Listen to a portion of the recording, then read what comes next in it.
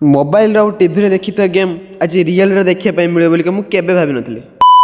ତ ହଁ ସାଙ୍ଗମାନେ, ଆଜି ଆମେ ମାମୁଁ ଭଣଜା ସମସ୍ତେ ମିଶି ଚାଲିଲୁ ଗୋଟେ ସପିଂ ମଲ୍ ବୁଲାବୁଲି ପାଇଁ। ଗୋଆର ସନ୍ଧ୍ୟାବେଳର ଦୃଶ୍ୟ କିଛି ଏମିତି ଥିଲା। ତ କିଛି ସମୟ ଭିତରେ ଆମେ ଯାଇ ପହଞ୍ଚିଗଲେ ସପିଂ ମଲ୍ ପାଖରେ। ତ ସପିଂ ମଲ୍ ବାହାର ଦୃଶ୍ୟ କିଛି ଏମିତି ଥିଲା। ତ ଫଟାଫଟ ଆମେ ଏଣ୍ଟ୍ରି କଲୁ ସପିଂ ମଲ୍ ଭିତରକୁ। ଆଉ ଏଣ୍ଟ୍ରି କରିବା ମାତ୍ରେ ଆମେ ଯାଇକି ପହଞ୍ଚିଗଲୁ ଯାଇକି ଟାଇମ୍ ଜୋନ୍ ଭିତରୁ। ଟାଇମ୍ ଜୋନ୍ ମାନେ ଯେଉଁ ଗେମିଂ ପିଲାମାନଙ୍କର ଛୋଟ ଛୋଟ ପିଲାମାନଙ୍କର ଗେମ୍ ଜୋନ୍ ସେଇଟାକୁ ପହଞ୍ଚିଗଲୁ।